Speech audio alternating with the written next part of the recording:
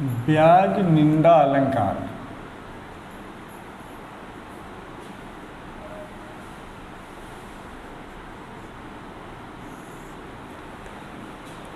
ब्याज निंदा अर्थात ब्याज में निंदा। ब्याज जानते हैं, किसी व्यक्ति को कोई धन दिया रहता है, कोई भी व्यक्ति किसी को धन दिया रहता है तो उस पर वो ब्याज लेता है तो वह ब्याज बढ़कर होता है, माने कि जो देता है उससे एक्स्ट्रा होता, अतिरिक्त होता है।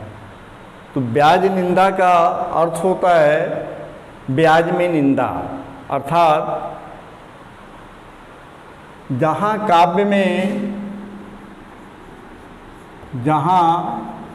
में परोक्ष रूप से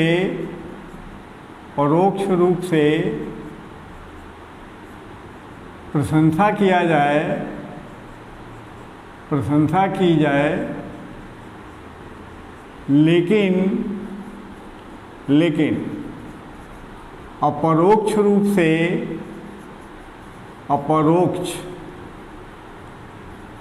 अपरोक्ष रूप से निंदा हो, वहाँ ब्याज निंदा अलंकार होता है। ब्याज निंदा अलंकार होता है।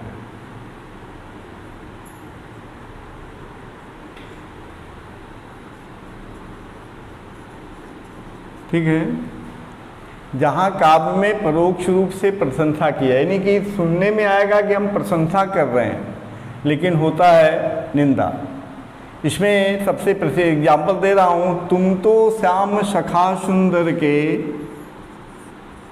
तुम तो सखा श्याम सुंदर के, सखा श्याम सुंदर के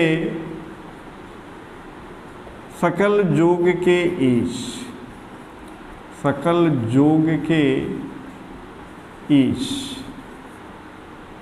अब यहाँ पर गोपिकाएं उद्धव जी से कहती हैं कि हे उद्धव, तुम जो यहाँ ब्रज में आए हो तो जो हमें योग साधना का संदेश दे रहे हो, तुम तो सखा श्याम सुंदर के हो। श्याम सुंदर का मतलब भगवान श्री कृष्ण के मित्र हो, जो प्रेम के वशीभूत रहते हैं।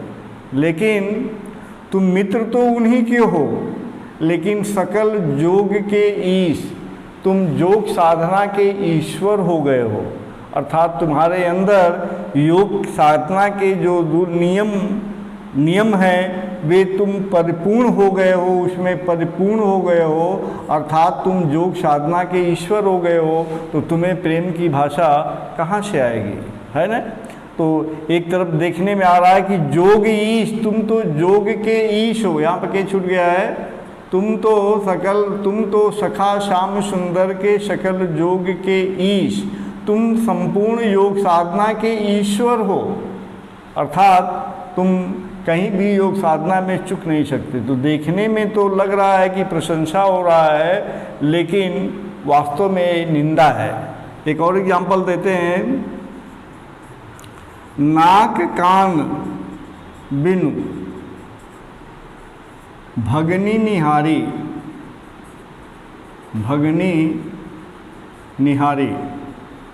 इन तुम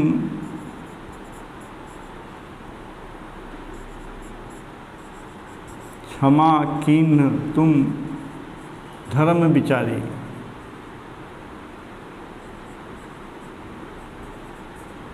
अब देखो यहाँ एक कथन रावण के प्रति है, अंगद का कथन है कि नाक कान बिन भगनी निहारी। अरे तुम, रावण से अंगद कहते हैं कि तुम तो बड़े ही धर्मात्मा हो, नहीं धर्म विचारी, तुम तो बड़े ही धर्मात्मा हो और क्षमा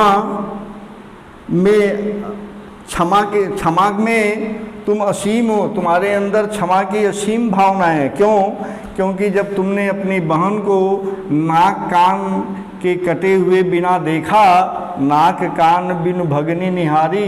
भगनी माने बहन।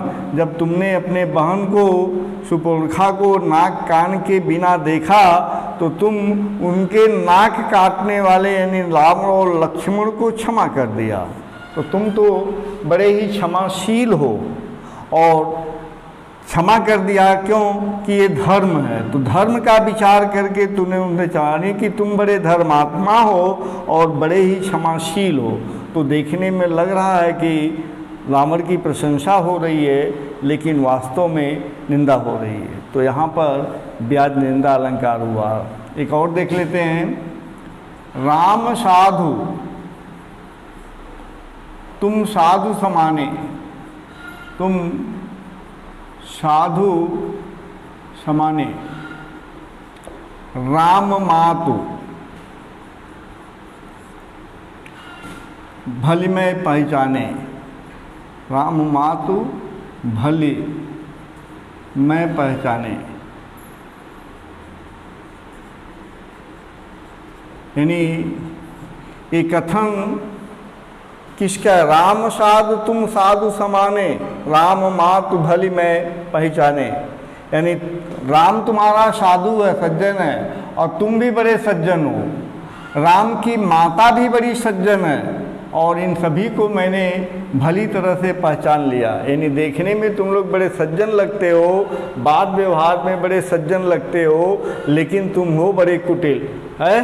तो राम साधु, ये शायद मंथरा का कथन है।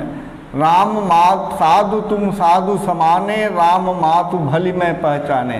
कि राम तुम्हारा पुत्र जो साधु है, तुम भी बड़े सज्जन हो, और राम की माता भी बड़ी सज्जन है। इस सभी को मैंने भली प्रकार से पहचान लिया।